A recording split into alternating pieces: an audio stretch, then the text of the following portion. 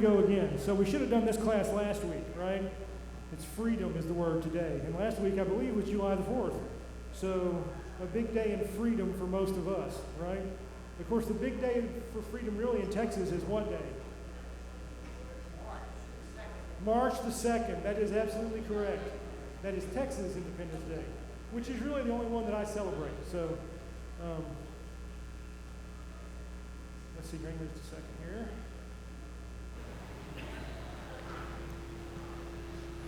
All right, you can go down a lot. Let's see, maybe just a hair. That's probably good. Does that sound all right? Everybody okay? All right, good. All right, so this morning, if we're going to ask a question or anything, I'll bring you the microphone so you can hear. Because that was whenever I say you can hear online. Because they record these and people go back and watch them, so I've got to watch what I say. So anyways.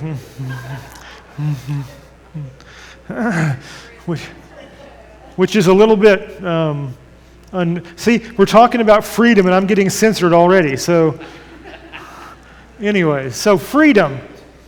It's not something I really think about all that often or try to define, as far as a term goes. We all think we know what freedom is, right? You can do whatever you want to, right? That's close, but not exactly right. So let's see. So I put this up there. So before we get started, there are a couple of things we must be understood. First of all, people are sinful, and thus all people are sinful.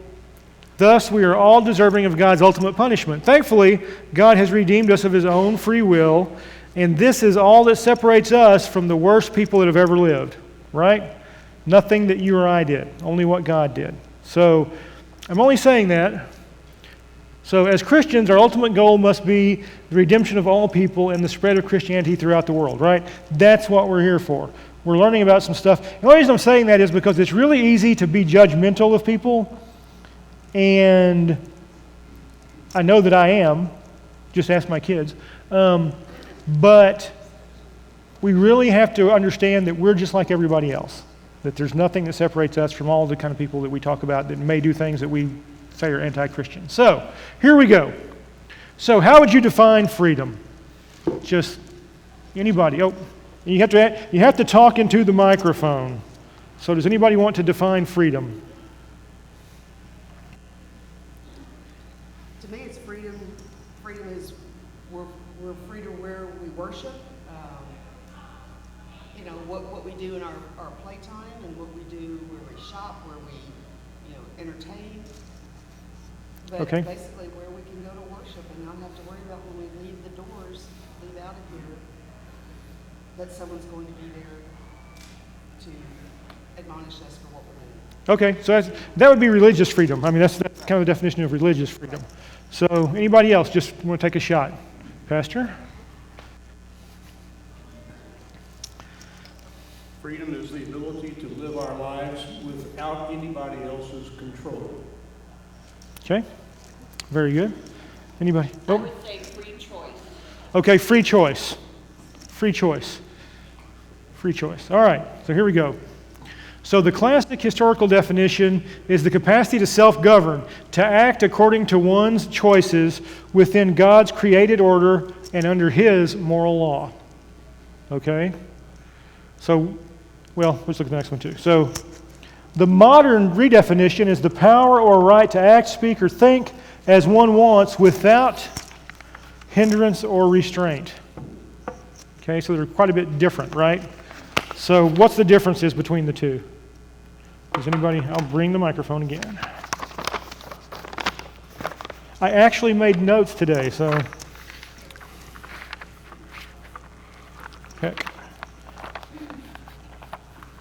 So, how are they different? I'll get Bill, I'll be back by just a second here. There you go, Bill. I would actually say they're the same, but the problem is in the bottom, the power to act, speak, or think as one wants without hindrance or restraint. Now, remove the hindrance of sin and Satan, and they're the same. Okay. Betty, did you want to? Well, obviously God has just been left out in the second definition. right? And consideration for the effect our actions have on other people. Right, right. And that's kind of, we'll get to that a little bit later too. How do our actions affect others is part of freedom, right? That's part of what it means to be free. So, I put down, so the modern definition has no mention of God or his moral law, right? What is moral or immoral is left up to your own determination. You can determine that for yourself. It's not something God put in place. It does not address the relationship of man to God or men to other men, right? The second one doesn't say anything about God, doesn't say anything about how you relate to other people. It's just what you can do yourself, okay? Nothing with other men. So, okay. All right. So 2 Corinthians 3. Now the Lord is the Spirit, and where the Spirit of the Lord is, there is freedom. And Galatians 5 says, for you were called to freedom, brothers. Only do not use your freedom as an opportunity for the flesh, but through love serve one another. For the whole law is fulfilled in one word. You shall love your neighbor as yourself. So, when we talk about freedom, we're not talking about the ability to just do whatever you want without consequences or without any consideration for other people. You can't just act however you want to act. You can't just do whatever you want to do. You know, if you go to Six Flags or Disney World and there's a big long line for the ride, you can't just walk up there and get on and tell everybody, well, I'm free to do whatever I want to. Somebody will stop you, okay?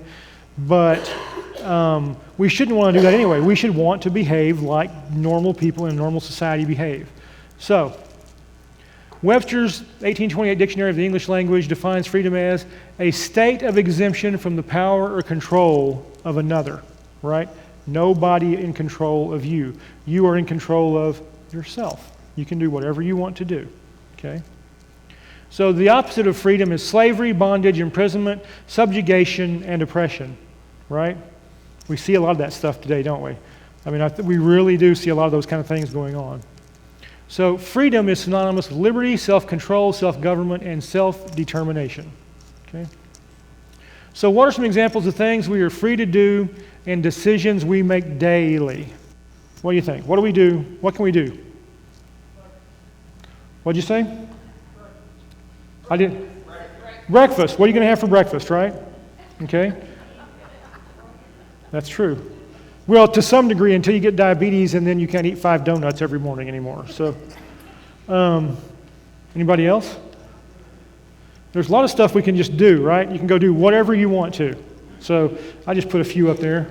So, what you're going to eat? Where you'll go on vacation, right? It's summertime. We're all going to go on vacation. Where do you want to go?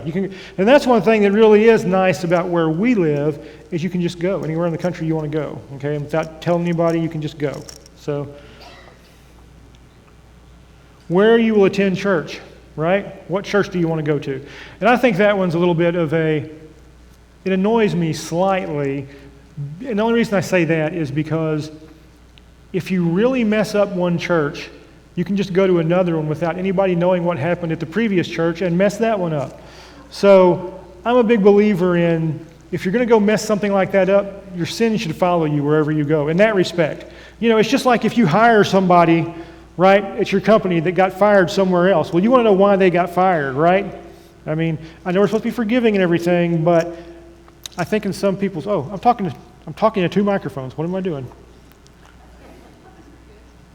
Okay, so let's see.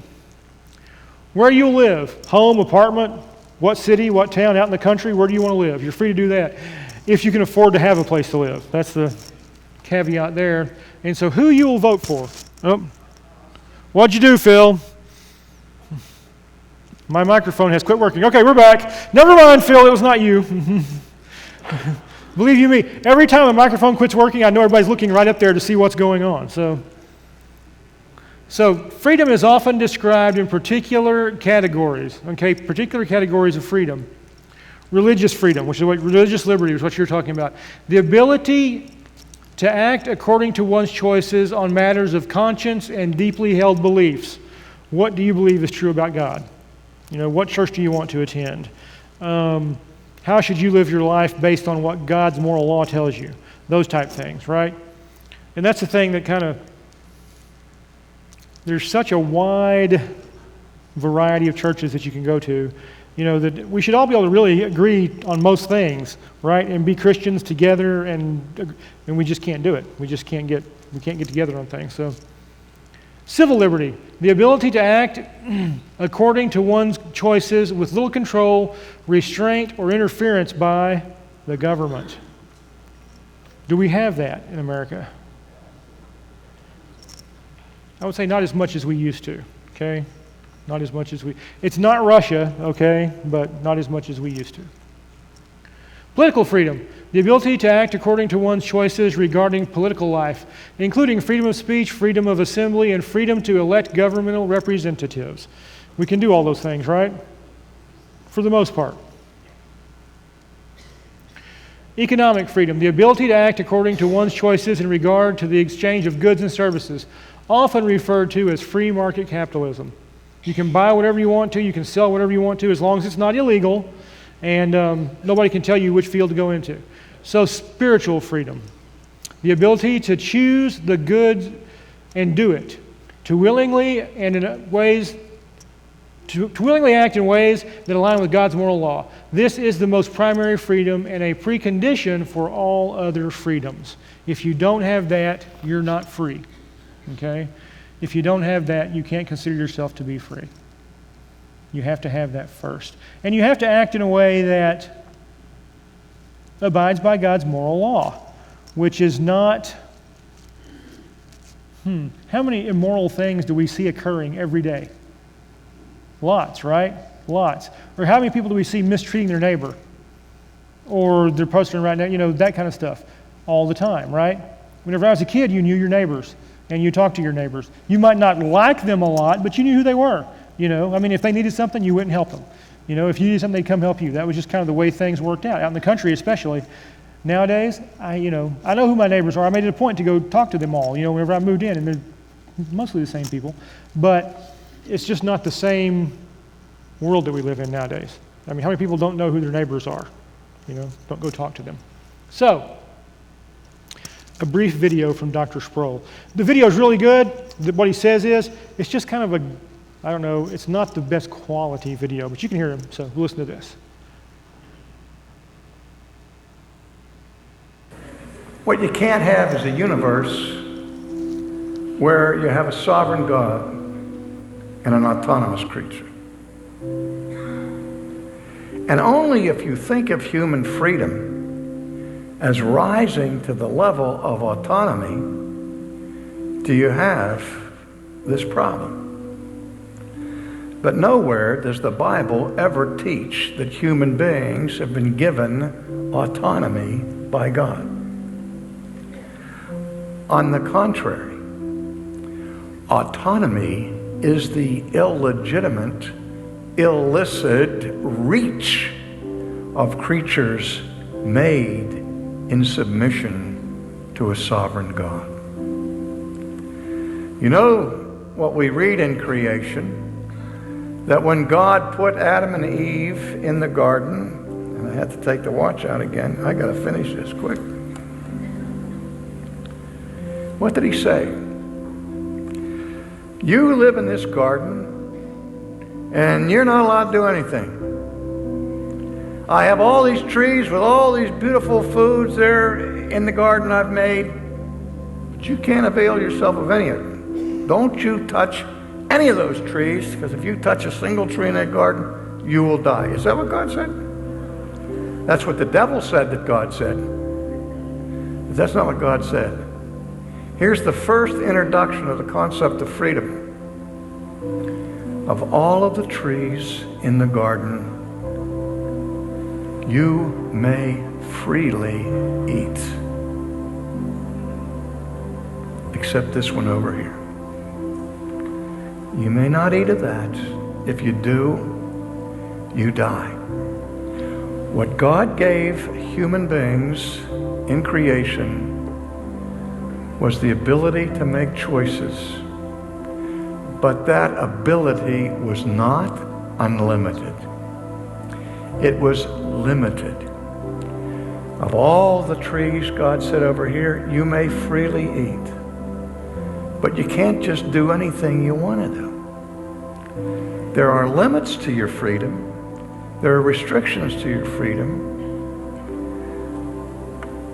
And the thing is this, God is free and his creatures are free. But God is more free than his creatures. Now that's simple. You would think it would be simple. But here's the kind of stuff I hear all the time in the church. See if you've heard this one. God's sovereignty is limited by human freedom. Have you ever heard that? Beloved, that's not good theology. That's blasphemy.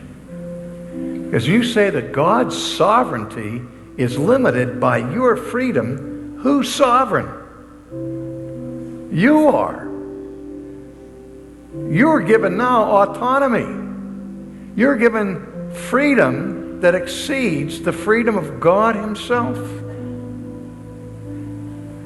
Here's one even worse. God saves as many people as he possibly can. You know, he'd like to save everybody. He does the best he can. But if he would work in your heart to change your heart without your permission, he'd be violating your freedom. And so God can't save you unless you want to be saved. And the sinner in hell would give everything he had and do anything he could to get rid of that freedom that kept God from saving him. On the road to Damascus, Saul of Tarsus did not ask Christ to save him. When God intruded into my life through his sovereign good pleasure and changed the disposition of my heart, I wasn't seeking him. I didn't ask him to come in. He came. That's how he came to you. He didn't destroy my freedom. He elevated it. Because until he did that, I was a slave to my own wicked inclinations.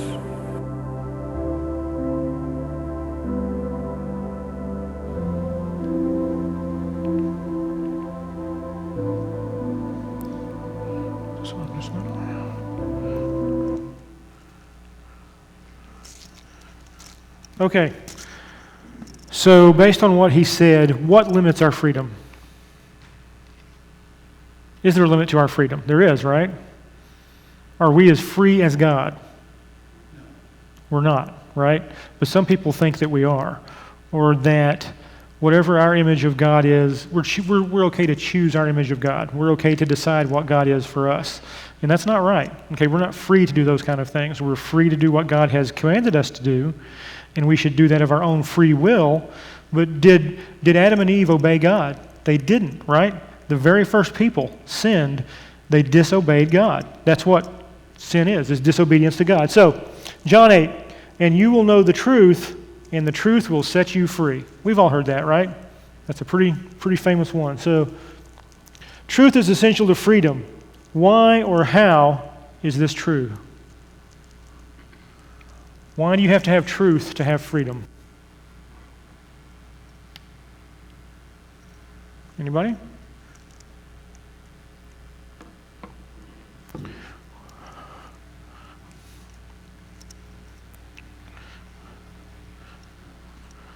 Robin? Oh. You can if you don't mind. Why or how truth is essential to freedom is like us hippies believe that if we listen to the media and not our hearts or God, we won't have freedom. Okay? Robin's going to do the microphone. Thank you, Robin. So, truth is essential to freedom because it's required for us to have enough trust to act freely, okay? If you can't trust someone as being truthful, then you can't act freely towards them, right? You have to govern your actions with them. So without having truth, you cannot have true freedom to interact with other people. And that's critical for you as well. You have to be truthful for other people to get to interact with you freely. You can't do it without that. So, we live in God's world which operates according to inviolable design. If we exercise freedom in a way that contradicts this design, we lose our freedom. So what's inviolable design? It means that God has set things in motion with certain laws, and those laws do not change, right? So you would include, so if you're going out to go skydiving, you're absolutely bound by the law of gravity, right? You are. You can choose, you have the freedom to jump out of that airplane without a parachute, right? You can do that if you want to. But how long is your freedom going to last? Till you hit the ground, right? So that's an example of things. You can do a lot of things that are not intelligent to do, okay? You're free to mess up all you want to, right? But that's where wisdom has to come in as well. You got to think about what you're doing. You know, God doesn't give you wisdom or insight to not have you use it, right? You can do a lot of things. You're free to do all kinds of crazy stuff. You can go out here and drive 90 miles an hour down the interstate with everybody else, but you might get a ticket, or you might have a wreck. And those are choices you made freely, but there are consequences for those choices, right? You know, there's consequences. That's kind of the point is, you're not free to just do whatever you want to, okay? There are consequences for your actions. And they may be consequences that you get or are handed out to you by civil authorities, by the people, you know, the government or whoever, or they may be consequences that are handed out to you by God eventually. But eventually, whatever you do, whatever choice you make is going to have some consequence. Maybe good, maybe bad, but you have to understand that. So, freedom is a uniquely biblical idea because the biblical worldview supports two fundamental truths that are necessary for freedom. And these are, first, all people are made by God in His image with God-granted rights to life and liberty. Okay? All people. Not just you and me, not just the people in Wahlberg or the people in Georgetown or the people in Texas, but everybody everywhere in the world, which is a difficult concept really to grasp. It's difficult for me to grasp these kind of things. You know, I think about the number of people that live in the world, 8 billion or 7 billion. I can't even comprehend that. I mean, you know, just can't even comprehend that. But we're all made the same. So second, there is a moral law above all else, which even the most powerful people are subject to. Okay? It doesn't matter who you are, what position you hold, how much authority you have, you are absolutely subject to God's moral law. Okay? You don't grow beyond that. You don't get to be president and suddenly morality doesn't apply to you anymore. You can just do whatever you want to. We've seen people that did, but that is not the correct way, right? And so have you ever worked for someone that thought they were better than everybody else that worked for them, and they were the best, and they were going to run things the way they wanted to run, no matter what your opinion was? Does that make sense? It really doesn't, does it? I mean, your employees are somebody that you really have to try and let them know that they're important, you know? I mean, let them know that their opinion matters. So, how many people, I mean, I've been involved in that kind of stuff a lot in my life. Worked for the state for about, I don't know, a week, and you'll see what I'm talking about. Go to work for the state, typically speaking. So, who had their hand up? Was that you, Roy? Robin's bringing the mic. Well, anyway, number two, the moral law. I don't know, like, is my moral law the same as your moral law? But that was imposed at the Nuremberg trials, you know, and the Nazis were saying, well, I just did what I was told to do. Right. You know, kind of thing. So Right. I'm not guilty. Well, then, no. They said, no, there's a Correct. than that, which, you know, made a big difference in terms of the outcome of the trial. Anyway, because, yeah, we're all, you know, there is a moral law above all else. Right. Above all else. Above all. Right. Well, I mean, Not that it's hard. well, I mean, obviously they had ignored the great commandment, right? To love your neighbor as yourself. I mean, obviously they had not loved all those people they put to death as themselves, right? I mean, that was where things should have stopped immediately, but they didn't stop. They kept putting people to death, 6 million people, basically. So, don't you kind of know what's right and what's wrong? I mean, in your mind, don't you kind of know, I shouldn't be doing this, and you do it anyways? She's coming. Yeah. So for us here today, Yes. the origin of our moral law is God. It is. But there are people who believe no God, there is no God. So what's their source of morality? We'll get to that. But no, it's fine. There are many things that people use to define what morality is or what they should do or how they should act, right? And a lot of them don't choose what God says. A lot of them choose many different. We'll get to that in a minute, though. So, a common question concerning freedom is this. If God is sovereign, can people really be friendly? Be free? What Dr. Sproul was talking about, right? If God is sovereign, are people actually free? What do we think? I think they are. So we should have no doubt that God is sovereign, right? We all know, we all realize that. God can do what God wants to do because God is God, and God is sovereign. So, however, if people were not free to choose what they wanted to do, would Adam and Eve have fallen from grace in the garden? And the answer is no, right?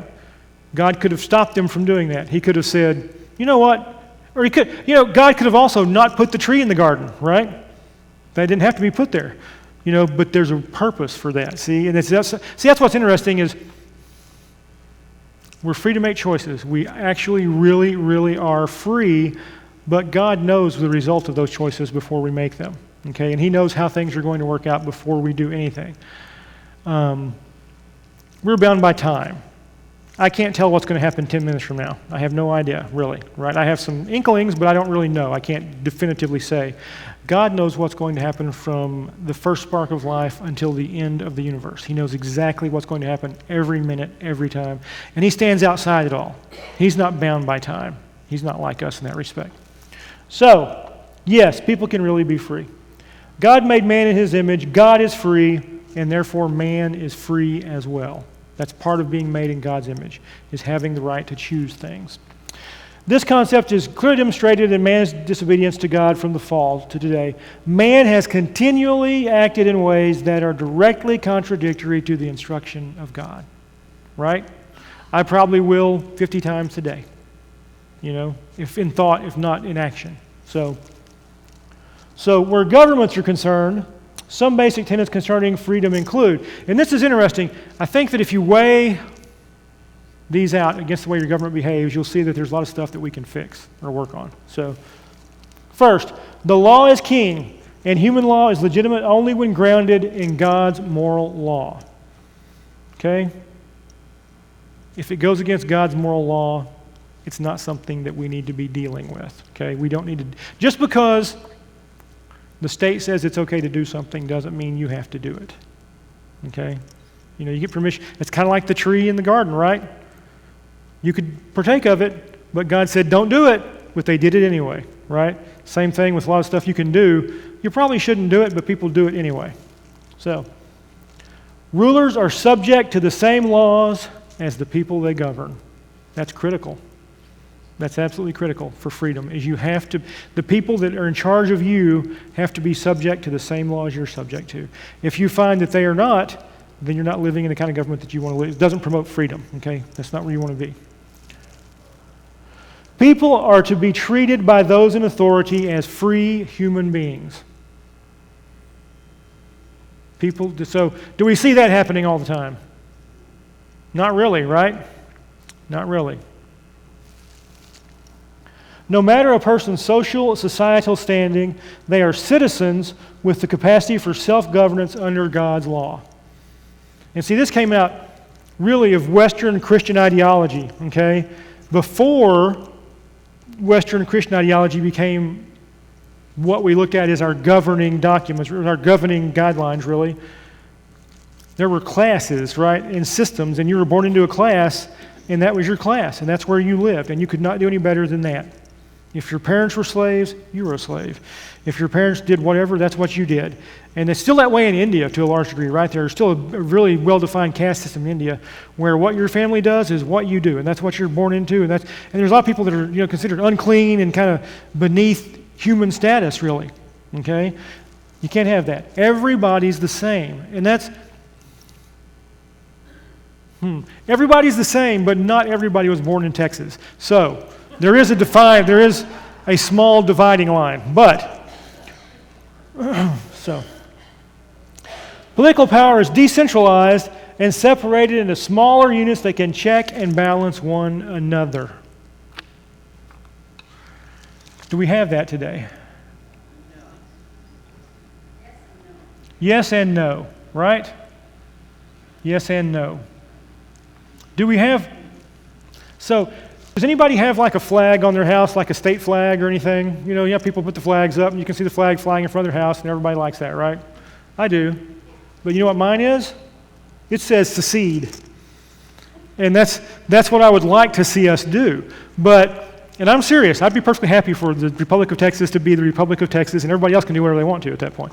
But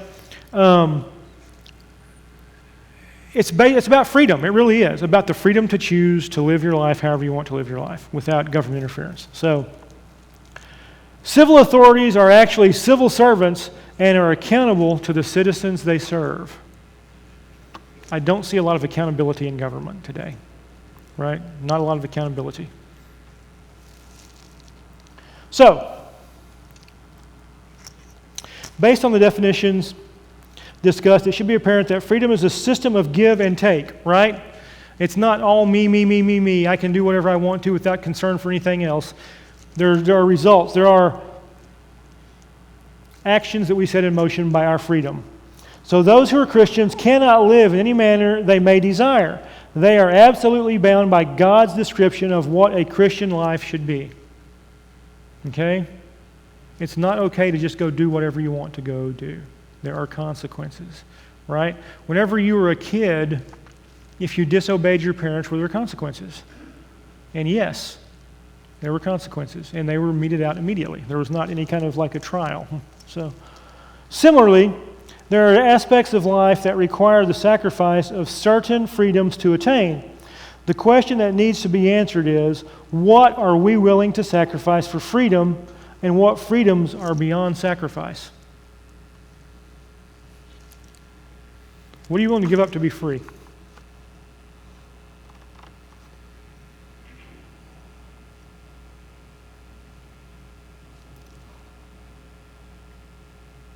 What do you think? So go ahead. Giving your life in battle, right, in the service of your country. You join the military, you fight for freedom, you die. That's the ultimate sacrifice, right? We just had Memorial Day. So we just had the 4th of July as well. So, I did a class some time ago, and the number's probably not still accurate. How many people, since the formation of the United States of America, do you think have died in wars that are American citizens? Want to take a guess, anybody? How many? Not millions, no. Thousands, but anybody take a guess? About 600,000 have died in war since we became a nation. That's about, I think, almost 100,000 in the Civil War. So when you consider that, we've had it pretty easy, really, in our fight for freedom and what we think. Because if you look, so my favorite example is Stalingrad in World War II, where Russia and Germany fought it out, right, for a couple of years. 1.2 million people in that one battle died for that one town. 1.2 million. We've been fortunate. We really have. And so we have a lot to be thankful for in that respect, right? You know, it's a geographic freedom, really, because we're over here and they're over there, and it's hard to get over here. So that's helped us a lot to be free. So let's see, what did I put? So we have already sacrificed numerous freedoms in hope of physical security and perceived safety in a dangerous world. God is the ultimate authority ultimate source of security for us, okay? So after 9/11, did things change? Right? And why did they change? Fear. Because we were scared, right? People get scared, and people are willing to give up a lot of stuff to not be scared, right? We want things to be the way, we want to live in a world where scary things don't happen, right? I remember it graphically. I was 29 years old, right? No, 31 years old, I'm sorry, when that happened. And I had a 2-year-old daughter that just turned 2 when that happened. Or she turned 2 in 2 days. So I'm thinking, what's going to come of it? You know, I was worried about my job, about security, about everything, because you got a family and kids, and what are you going to do? And how's that going to, if I lose my job, what are we going to do? And how, you know. So I'd be willing to give up a lot at that point, right? The older I get, the less I need, so, and I think the less I care to some degree, so I'm willing to give up less now than I would have been willing to give up then. So, okay? I just want to comment, we also were afraid of losing our freedom. Losing our what? Freedom. Losing our freedom, we are. I mean, so that's what the question is. It's a give and take. You can be very secure, but there's a price for that, and it's a loss of a lot of freedom to be that, right? You can go live in a hole somewhere. You know, they sell abandoned missile silos, so you can go live there in case of a nuclear war and build yourself an underground house and everything, and live in wherever that's at, Kansas or whatever part of the world it's in. But you're isolated, right, whenever you do something like that. So your sacrifice is safety versus isolation. So is it worth that? Do you want to be isolated? And I don't. You know, I mean, you thought about that? I could move to West Texas right now and live and be fine. I'd like that. I like the desolation, the isolation, but I have to leave my church and my family and my friends. And so I don't really want to do that. So you got to make a choice. You're free to do that, but there are consequences from doing it. You know? So, one thing I put is we must not sacrifice any religious freedom for any perceived need to overcome any sense of fear. Okay? You can't sacrifice your religious freedom to overcome fear. Right. Everyone was afraid. They said shut down the churches. Right. You know, And I think we that's didn't catch the brunt of that here in Texas the way that some of the country did. But right. in Texas, look And how that's- quickly people were willing to give up their freedoms for some sense of Safety or security. Right. Right. So, what events? What events have occurred that have led to the sacrifice of freedoms of some sort? Were these sacrifices universally accepted or controversial? What's happened? What have we given up our freedoms for? What was Robin just talking about? The pandemic, right? COVID. Wearing a mask. Wearing a mask, right? Wearing a mask. What's interesting is I had perceived or thought that the mask thing was new. In 1918, they had laws requiring you to wear a mask when the flu was really bad. So it was not a new thing. It was something that happened before. I just didn't realize that. You were talking about events after 9/11. Was it the Patriot Act that allowed the government to get deeper into our personal lives? Yes. Computers and stuff, in the name of security? Yes.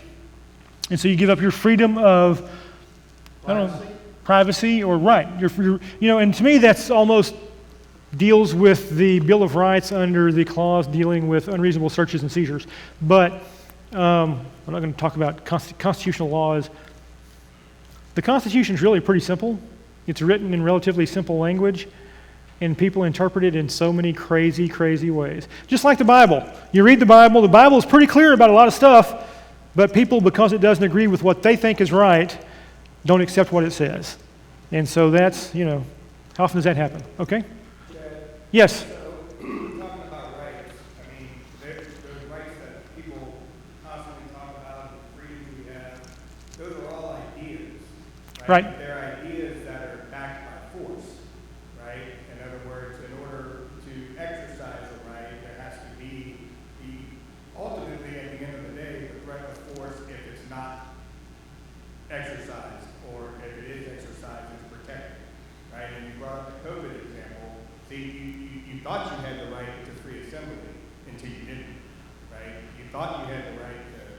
to move around until it was taken away. Right. So I think the rights that we have are ultimately backed by the threat of force, and of course God put government on there to protect those kinds of rights. But I think the freedom that we have in Christ is a different kind of freedom. And if you look at the way Jesus lived, right, he was the perfect image bearer, right? So we don't really, I mean, we are made in God's image, but how much of that image do we still carry with all the sin that we have? What a real humanity looked like was Jesus. Now, of course, he was more than just a man, but as far as the human side goes, you see how he carried himself. Well, I think what you're saying is good in point that that during the pandemic, there were people that continued to assemble for worship or whatever else, right? And suffered some harsh consequences for that, right? But they were right for doing what they did. And so that's just an example of, at some point, it may get to the point where you have to do something that's going to cost you to exercise your freedom. And you have to be willing to do that. And that's not always fun.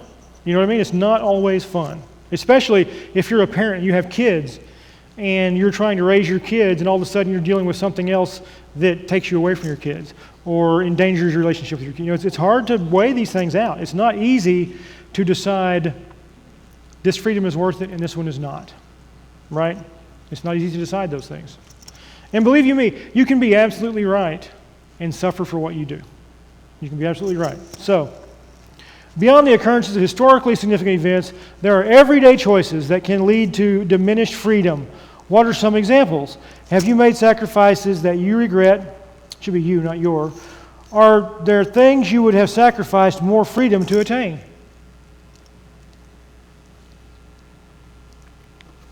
What do we sacrifice? What do we do every day to sacrifice things? One thing I put down was debt, right? Debt. Whenever you get into debt, you're sacrificing some freedom, right? You owe people and you're no longer free to do whatever you want to with the money that you're going to have to pay those people every month, right? And can debt be it can be a huge constrainer of freedom, right? If you get into debt to the point where you can't afford to live, it can be really, really bad as far as what does to your freedom. Anything else? Can you think of anything else that's like that? Betty? Marriage and children. Marriage and children. Okay, but that should be a good sacrifice, right? But you do certainly sacrifice some freedom, right? Whenever you get married, you sacrifice the right to go out with somebody else. Okay? Or you should.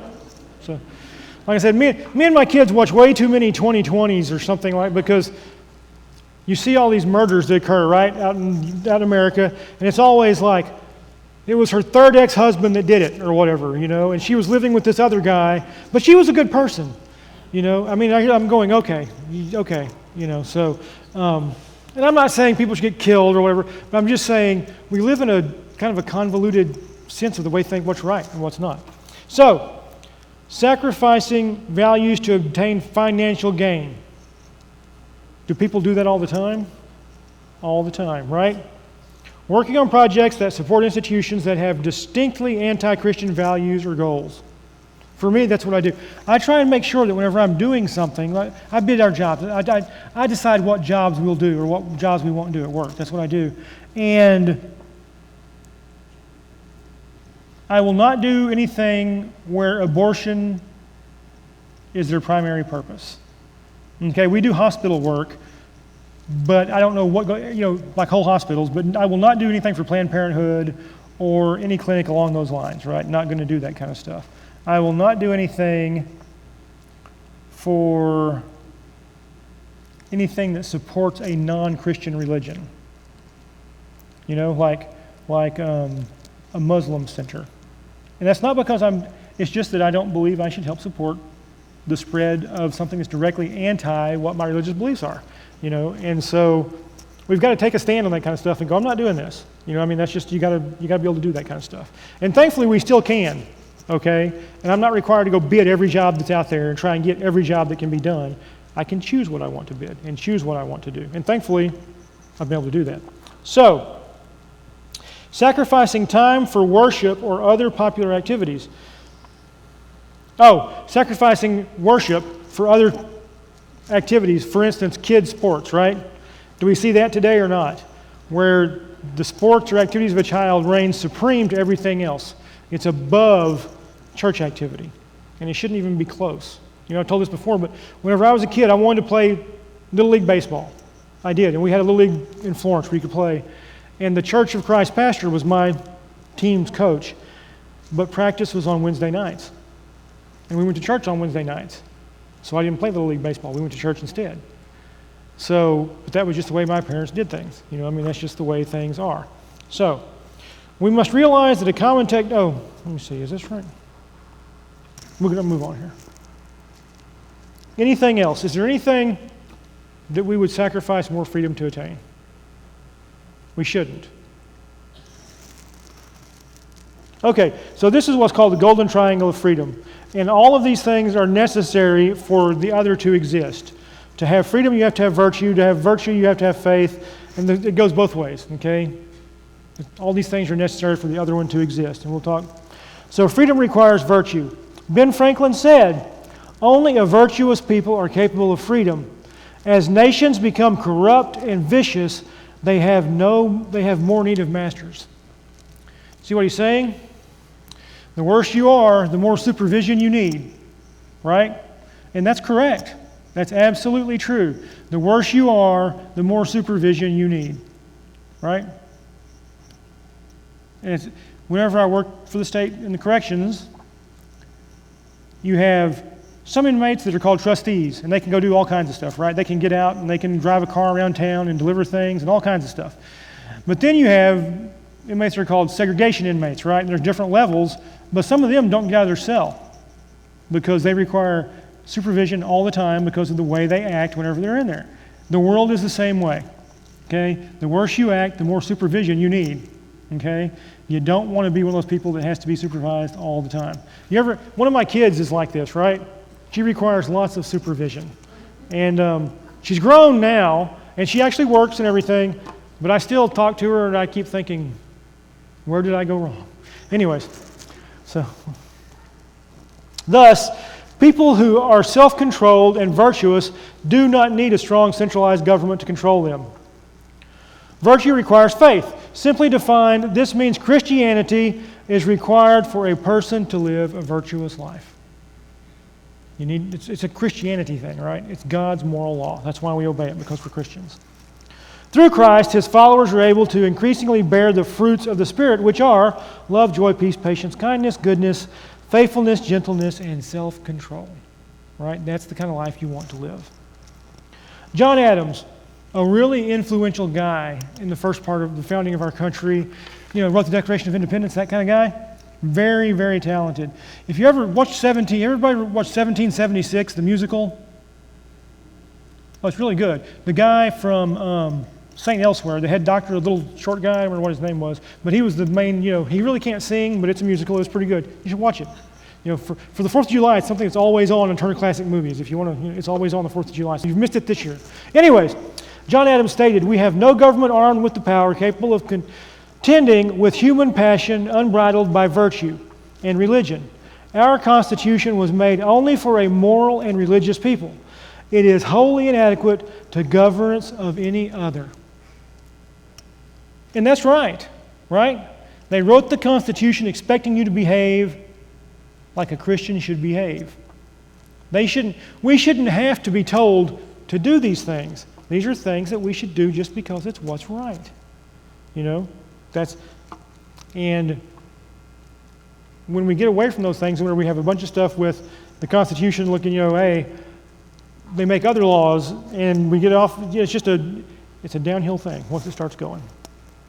Faith requires freedom. God created us as free human beings. We are not robots that can be programmed. We are not animals operating from brute instinct, right? We're not like that. So, in 1941, FDR, Franklin Delano Roosevelt, spoke about what freedoms all people should have in the hopes of garnering support for assisting the Allies in World War II. This was before the Japanese bombed Pearl Harbor, okay? And we were giving them arms and stuff. We weren't actually fighting yet. So, freedom of speech and expression. The right to express oneself without censorship or governmental interference. So, in Europe today, do they have this? In Europe? Absolutely not. Okay, in Europe, if you say certain things that they have determined are hate speech, then you can be jailed for hate speech. Just for speech, what you say, nothing else. Even praying at an abortion. Even praying at an abortion clinic. Right, right. And typically speaking, on those type things, they're going to charge you in America with trespassing. Not with being able to not speak, but you're trespassing. And so that's another whole thing. But yes. Freedom of worship, the right to practice any or no religion without the fear of persecution. Do whatever you want to. Freedom from want, the right to a basic standard of living, including housing and food. Now, I'm not sure that I agree 100% with this.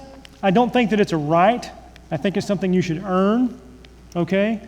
But I think you should have the ability to earn it. You know what I mean? You should have the ability to earn it. I have no problem with that. So freedom from fear, the right to live without threat of violence or aggression. And we'd like to have that, right? So you have to consider, I think I put it up here. All these freedoms deal directly with the oppressive nature of the Nazis and fascists that were members of the Axis at this time, right? That's what was going on, and that's exactly why he picked these 4 things, because these are 4 things that they wanted to eliminate. Those freedoms, they wanted to get rid of those type things. Can you imagine living in Germany as a Jew at the early stages of World War II? Would you have fear?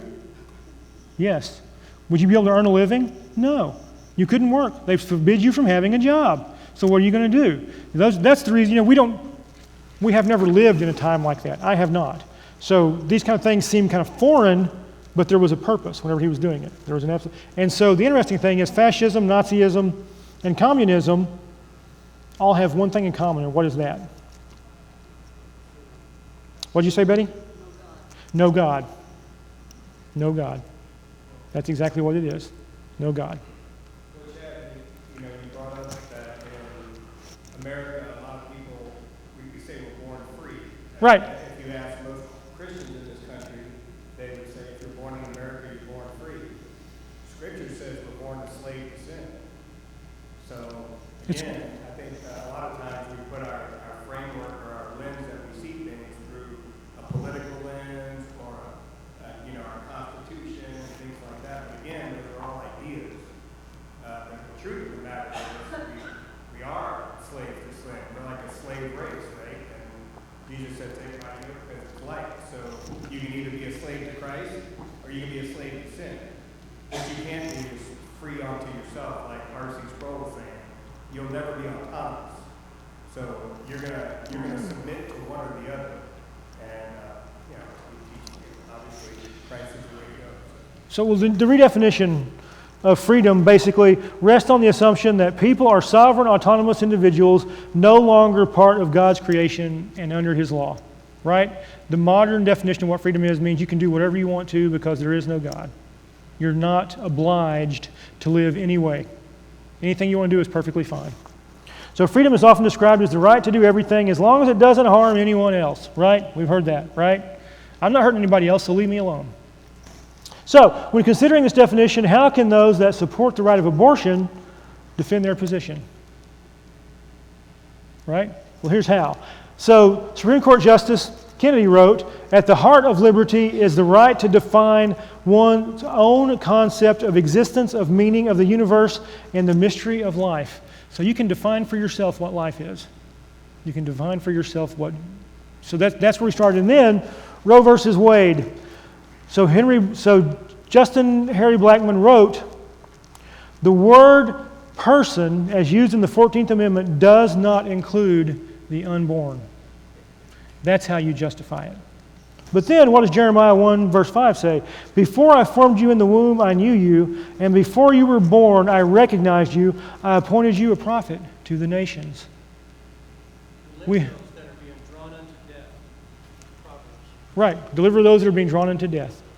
Right? Before you're ever born, God knows who you are. God knows what you're going to do. Oh, okay. Oh, there we go. So, I'm going to move on past it. So one of these things I think is interesting, the World Economic Foundation, is that what it's called, right? WEF? World Economic Forum. You ever heard of that? What is it? What'd you say? Well, that's similar but not the same thing. So it's a group of nations, businesses, people that come together to try and mold the world into what they think it should be. Okay? Lots and lots and lots and lots of very powerful people. Lots and lots and lots of money we're talking about. Lots and lots of money behind it. So I put these up there. These are not the interesting ones. They have what they call centers, and they have 10 centers that they use to promote what they want to change. Okay, so these are not that big, but look at the second page. I like these. So Center for Energy and Materials, Center for Nature and Climate, Center for the New Economy and Society. That sounds a little bit strange, doesn't it? It's like a whole new world thing they're trying to promote. It's a little bit strange, and they want it to be what they want, not what you want. You know, they determine what's right and what's wrong. We don't get to. And so we're going to skip all past all this stuff right here. So how should we live today? We must not take freedom for granted or we will lose it. First thing, wake up. Don't just let it go away, you know. Freedom is never more than one generation from extinction. It must be fought for, protected and handed out on for our children to do the same, or one day we will spend our sunset years telling our children and our children's children what it was once like in the United States when men were free. Ronald Reagan. That's absolutely correct. Absolutely correct. We must reject the sacred secular mindset. What's this mean? This he recognizes the authority of God in Scripture, but only within a limited spiritual arena. This would include the Bible, church life, personal holiness, evangelism, etc. The lower secular realm, including business, politics, education, sports, and the arts, are not under God and Christ's control. They have dominion over the higher realm only. That's a very common belief today. You know, God's concerned with heaven and the things of heaven, but what goes on down here? You know, we take care of that. We're responsible for that. We must recover biblical marriage and family, right? What a biblical marriage is defined as, what a biblical family is defined as, is key to having freedom in the world. If we don't have that, lots of things are going away. I think we're out of time. Let's see.